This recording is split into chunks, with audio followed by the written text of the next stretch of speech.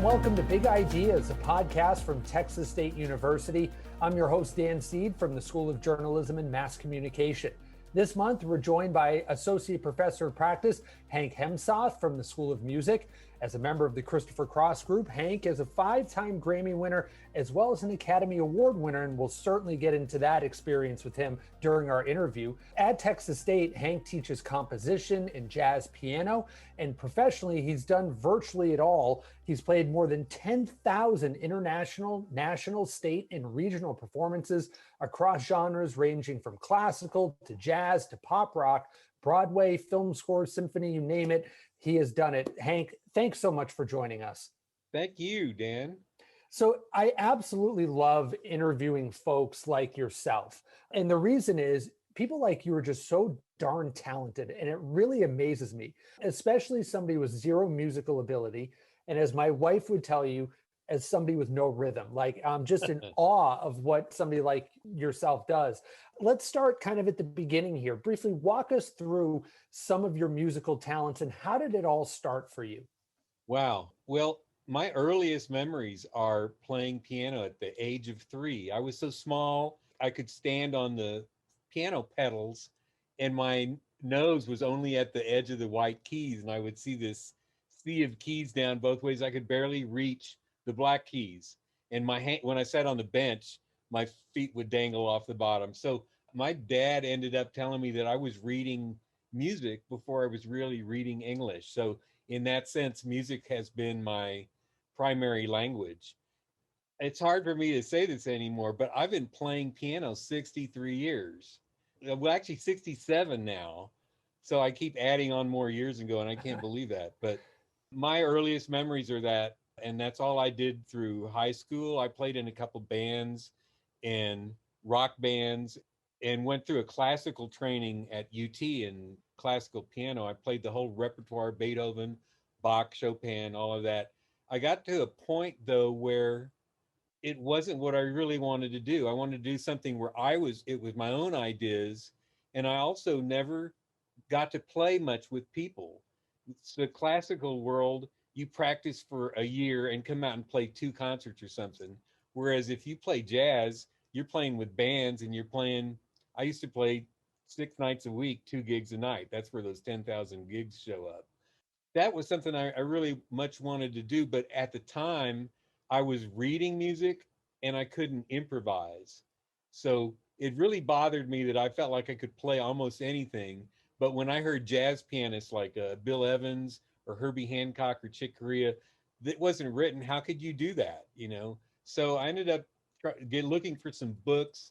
And if you look for jazz books, there's thousands of them and they're all bad and they're all dead ends. And so the real thing to do was to do something about it. And I went to Eastman School of Music and studied jazz, and also studied with Dan Hurley at used to be University of North Texas or North Texas University. I don't know, they changed their name. It's called UNT now. And so when I got back from that kind of study, I really plunged into seeing whatever I could do as a freelance musician. I ended up doing a lot of gigs all over the place. I worked with the Austin Choral Union. I was an acoustic engineer. I've got this huge list of 50 years of things. I had my own company, the Music Design Group. I owned my own publishing company. And I got connected with all kinds of recording studios and just gigs, all kinds of things. I did Broadway shows. I tuned pianos at UT. So all kinds of different kinds of jobs, because I was just looking, if something had 5% to do with music, I was going to be all in just so I could make a living as a freelance musician. So what do you love about it? Having done all that and had your hands in so many aspects of the business, what continues to draw you to it and has throughout the years? It's creative. I mean, you start out as a jazz improviser, you never do the same thing twice. And it's creative, it's on the spur of the moment. It keeps you alive to this very day. I mean, I just spent the last 2 months writing 5 new tunes for a new band I'm in that I can't wait to play with them. I wake up in the middle of the night and first thing in the morning, the first thing I want to do is either write something, get something recorded, practice something, learn some music for somebody else. So it's an ongoing process in it every day. It's exactly what I want to do. The things that get in the way are, uh, food, breakfast, family, but I love my family too, but they know that some things are primary to me. What is it like in those moments? We hear the stories about musicians all the time. They're sound asleep and then they have that aha moment. Paul McCartney famously had that with Yesterday. What is that like when that inspiration strikes you in that moment? What goes through your mind? What's that feeling like? Well, I wish I could say that happened often. I really think that only happened to me once, and maybe only once for Paul McCartney. I woke up in the middle of the night and had a complete picture of a tune. And I said, I got to write this down right now or it's going to be gone. Because a lot of stuff, if you don't get it down, is gone forever. But in general, it's more like a research thing, and you have a goal in mind and you research what you want to work on. I may have mentioned to you about 12 years ago, I was just doing things like writing and performing, but a Texas State feature writer for the Hillviews magazine, writer Billy London Gray, contacted me, and she was writing a story about the myths around inspiration and creativity. Her article was much more about how research inspires creativity. And I'm all aboard that. She was the first time to make me look objectively at what I was doing. And I think that kind of spurred me on over the past 10 years to treat research as its own entity, because I had never done it except in connection to be a composer or a performer. And now all of a sudden, Texas State sent me through a week of learning how to write grants. And after that, I started applying for grants and getting research grants. And it's been a great addition. Does that And make sense? Because to me, the inspiration is to have something coming from inside you that's part of you that spurs you on to get started. But then in order to finish it, you've got to have the research capability to follow through on it. And I've always looked for things that I'm very related to, or there's a backstory to. For instance, I wrote a piece called, well, two pieces, Two Desert Dances, about 12 years ago. And it's all about New Mexico. And it's just because I love New Mexico and I've hiked all over there and done everything you could possibly do in New Mexico. And on the basis of that, I wrote this piece. But that just got me started, because then everything after that was, how do I put this together? All of the nuts and bolts of putting a composition together. And we're definitely going to get into your research because you have some fascinating research that you've done, particularly in the last couple of years. And when we talk about music and you talk about this research providing inspiration, surely you have musicians that you look at as inspirations. Who are some of those folks that you point to and say, these are my people? So I've got a big background of all kinds of players. I mean, I listen to well, I listen to Van Halen too, but I listen to Rachmaninoff and all the great classical piano players. But then once I heard Bill Evans, jazz pianist, and also all the jazz players that improvise, because you can always learn from a saxophonist or from Miles Davis on trumpet or whatever. So all of those people have something you really admire and you want to learn about. And as me, as a working musician, in order to learn something like that, I would here's the research part of it. You love it. I tell my students, I call it ear candy. It's something that just sticks out and you go, wow, that's really cool. And at first it's like magic. But if you analyze it and transcribe it and write it out, you understand how it works. That's the scientific method. And you practice that. And then eventually, gradually, that becomes a part of how you play or part of your improvisation. And before we move on, I touched on this in the introduction that you were a part of the Christopher Cross group and those awards that the group earned in the early 1980s. I know that from reading about you that you and Christopher were friends at a young age. What was that like? Walk us through that just coming into music, into the business like that, and getting into a group like that, and then getting into the point where you're getting into some heady stuff, helping with movies and the group itself and his people collaborating and all that. What was that experience like? Sure. So Christopher Cross, his, well, I don't need to tell you his real name, but we were in high school together and we did things like classical gas duets. And if you even remember that tune, Sure, yes. 66, 67 or something, you're not that old. No, So, I know it. I don't remember. I remember it, but yeah, I'm not that old, but okay. I do remember it. I know it. Yeah. We're in a copy band called Flash, which was like the hottest band in San Antonio and played all over, played frat parties and played just all over. And so, but when I went to school, Christopher didn't, and he kept playing. And for about 10 years, we were out of touch. And then in the late 70s, I got a call from his manager and he said, "Look, Chris remembers you, come and audition because he's got a record deal with Warner Brothers." So I don't know how many people auditioned, but what I knew, and I was already a skilled musician, I knew I needed to be prepared for that. And so I got a pre-release copy of all of his albums and wrote out all the piano parts and had them down, locked down exactly like the record. And when I went to the audition, I played like the string intro to Sailing, and they all went, "How the heck did you do that?" I said, "Well, I wrote it out." And I instantly got hired. And anyway, Chris and I were buddies.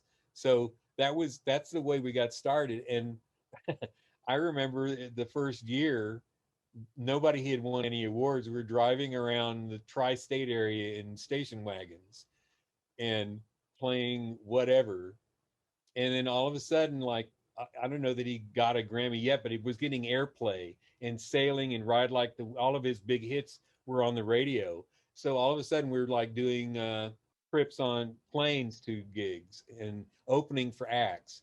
And the next step was we were on first class tickets going places. And it eventually ended up being like Learjets and limousines picking us up. And we were on tour with Fleetwood Mac on the Tusk tour for a year, all over the world. And then another year tour, we were the opening act for the Eagles on their last album, the Long Run tour. And that was like the top of being pop stars. You know, we stayed in five-star hotels and everything. So we were in LA a lot, and there was recording sessions and everything was done there. Then someone approached Chris to co-write the theme to Arthur, the original one with Dudley Moore, and he and Burt Bacharach co-wrote "The Best That You Can Be," and that got the Academy Award. So that was a big time, you know. And then all of a sudden, it all went to nothing because Chris's next album didn't do well, and there was just a spiral down, and I moved on from there. But Chris is still around, and he's still doing very well, and we stay in touch.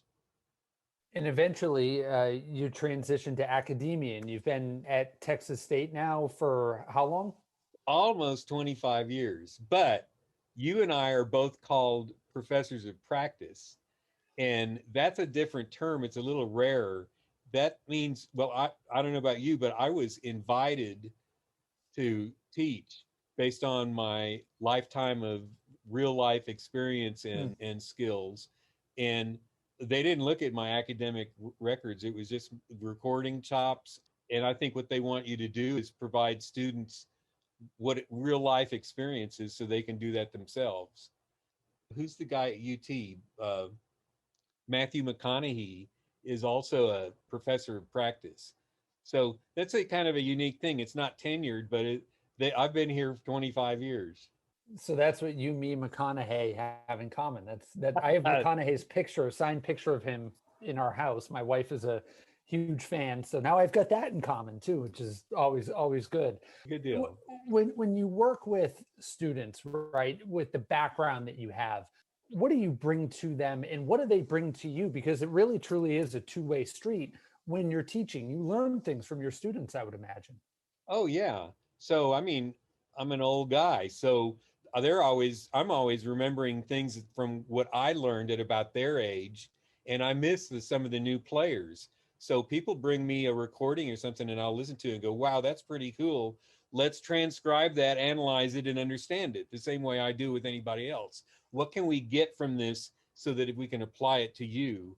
So we do that quite a bit. Although the other flip side of that is that these current students don't remember Miles Davis or Charlie Parker or Thelonious Monk. So it's my job to say, look, there's some great stuff here. You need to not just listen to the past 10 years. Let's go back 50 years and listen to these guys and see if you can pick something up. Because there's the bebop style, which is a great way to learn all kinds of things about improvisation. And so some of these guys come in and all they want to do is like funky jazz or rock jazz. And I'm saying, look, if you want to be a really rounded jazz musician, we've got to learn a lot of styles. Let's get started. And then also for the composition students, it's the same kind of thing. I've got tons of material that I share with them, exercises to broaden their experiences. They may come in and be really good at one thing, and what I want to do is have them be really good at 10 things. And so, in that experience with students, there's, I hate to say this or put it this way, but increasingly there's a stigma about music education that it's a nice to have. It's there, and if we can get to it, fantastic. But for you as a musician, a professional musician, as an educator, what is the value in music education, not just at the college level, but really across the board, starting when kids are young? Well, how many studies have there been where listening to Mozart is supposed to help you be more intelligent about things? Having any I kind of listen to it when I grade. I'll be honest with you, it's calming, it's inspirational, it keeps you on me on track. It's something that's there in the background, but it's something that influences, gets my brain moving to that point. Yeah. right. So there's that nonverbal part of our brains that's all about music and what comes in your ears. So if you can train that part of you, that broadens your perception of all kinds of things in the world, I think. And we are again talking to Associate Professor of Practice Hank Hehmsoth from the School of Music. And Hank, you touched on your research. That's been a big component of what we've discussed, and obviously a big component of what you do at Texas State. So some of the research that you've discussed to this point, research is a big component of what you do, obviously. But recently in 2020, just before the pandemic hit, you had the opportunity to go to Rutgers and work there and do research there. Fill us in on that. You found some really interesting stuff, including recordings from Miles Davis, Jerry Goldsmith, things that now you're able to look at, bring to the forefront for the music community. Mm-hmm.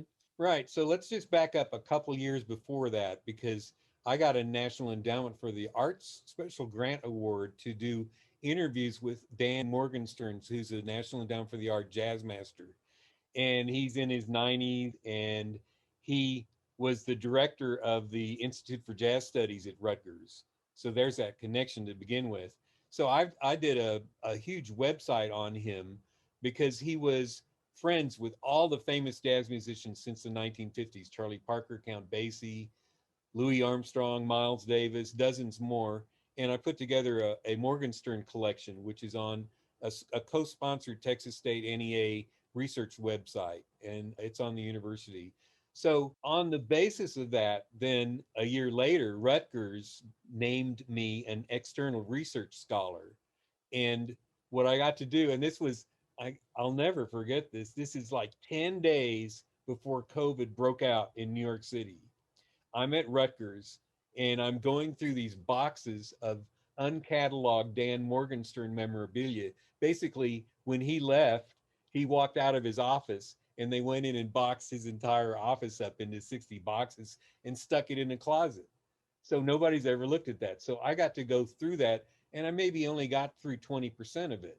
But in that box were all kinds of beautiful things. There were videos from 50 years ago of a PBS series he produced in Chicago called Just Jazz. And I have those on my YouTube artist channel, all of them. There were broadcast tapes of the only known TV appearance of jazz tenor saxophonist Gene Ammons. There was the last televised appearance of Dexter Gordon, the only time any time on US TV by a concert by expatriate jazz tenorist John Bias. So that's all there. And then just in this past, you're talking 2020. So just in this past April, I completed more research from there. And that included Well, I was digging around in this box and there's this tape that said Cosby. So I listened to it, and it's an interview with Cosby in 1986 talking about his friendship with Miles Davis. So it's an interview, but Cosby relives being in Philadelphia in high school when Miles was like the coolest cat around. Everybody knew every record of his, every recording, his band members, how he dressed and walked and talked. Everybody wanted to emulate Miles Davis because he was the coolest guy around. And then he was really astonished that eventually he became best friends with Miles.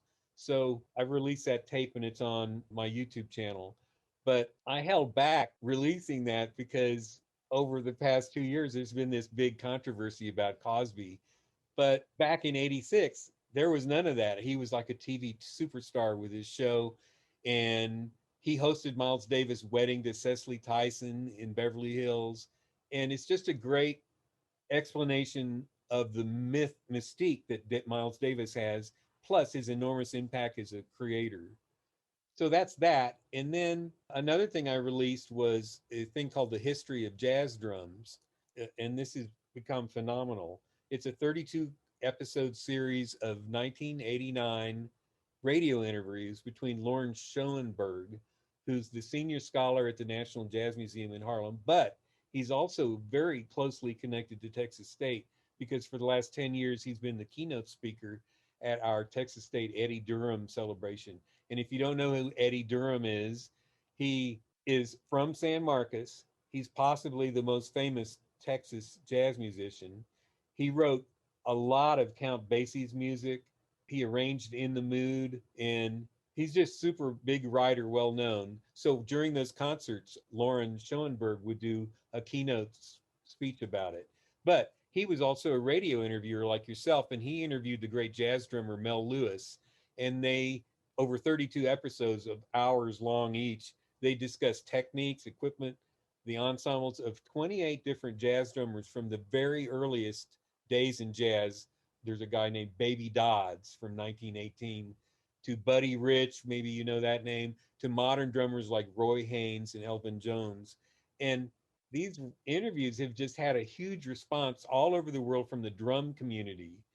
And thanks for making them available. And it's a one of a kind series on my channel. That's the second thing. And the last thing I did that came out in April was the Jerry Goldsmith film retrospective.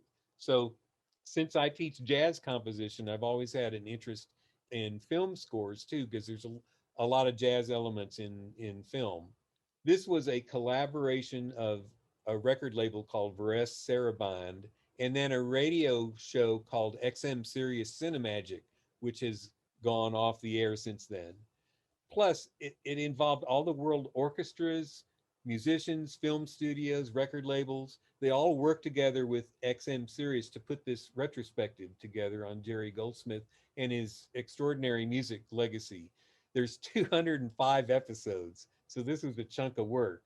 It was a radio show that celebrated his 80th posthumous birthday, and it was originally broadcast as a 5 day marathon of his acclaimed film and television scores. So let me just name some movies that we've all seen. He did Planet of the Apes, Twilight Zone, Alien, which I really loved, The Omen, which won the Oscar, all the three Rambo trilogies, Star Trek, Poltergeist, Papillon, the original one with Steve McQueen, MacArthur, Chinatown, which is an amazing movie, Basic Instinct, we all remember that one, and Patton.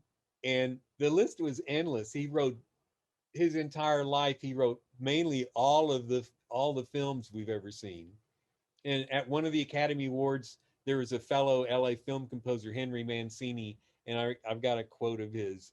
He said at the Academy Award, he said, Goldsmith has instilled two things in his colleagues in this town. One thing he does is he keeps us honest, and the second one is he scares the hell out of us.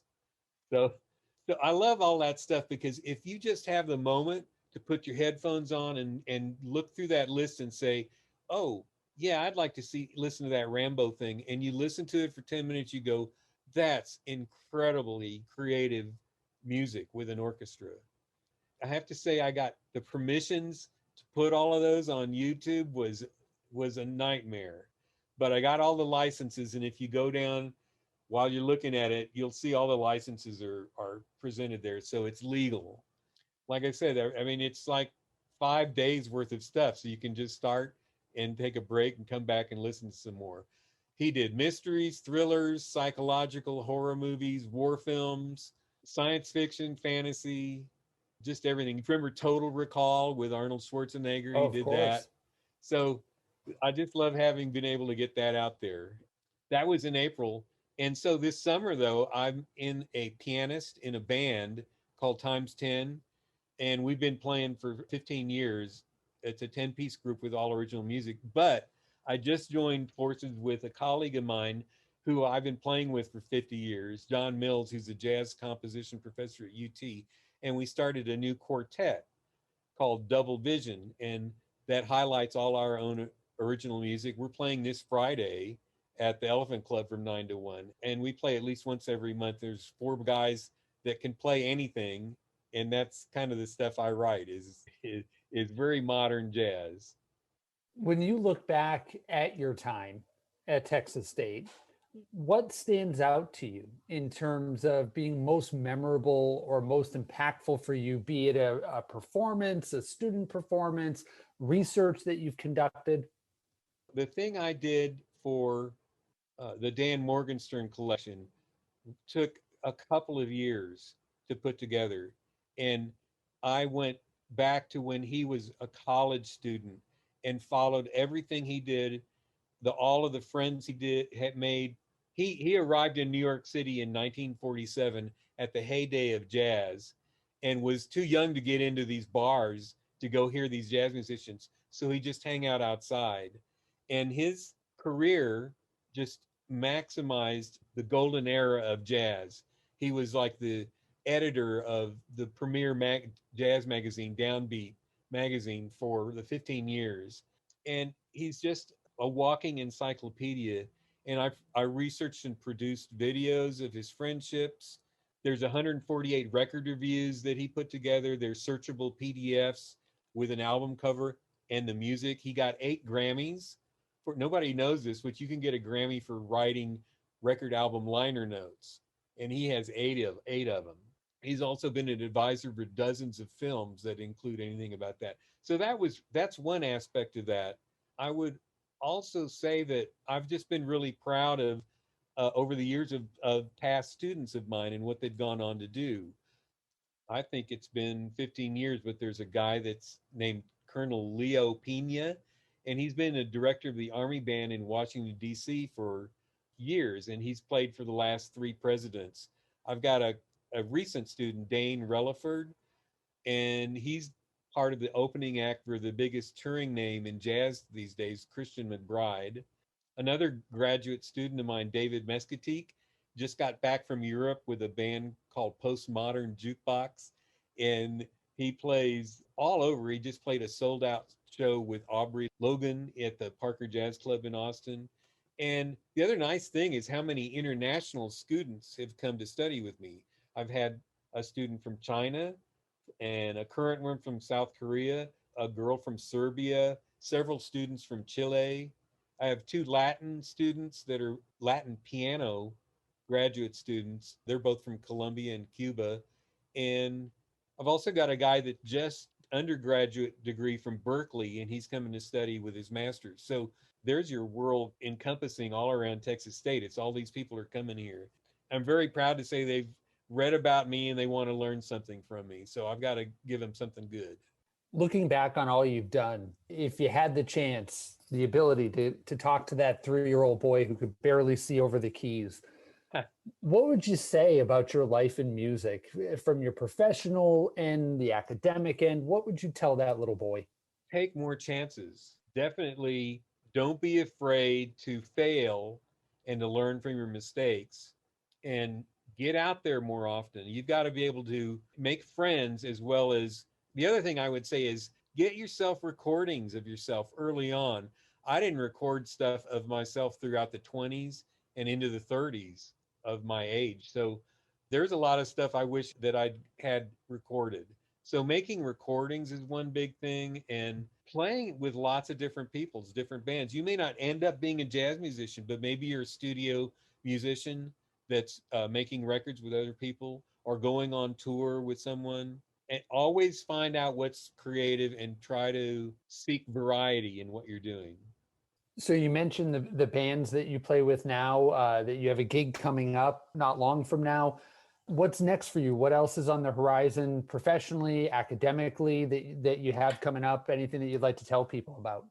Well, I received a McDowell 12 years ago. I'm the only person at Texas State, I believe, that ever got a McDowell. It's an artist award. And then the next year, they gave me another award based on what my writings are. So I'm currently submitting 3 of these tunes that I've just finished writing over the past couple months, and to see if I can go back there, because that's an amazing experience.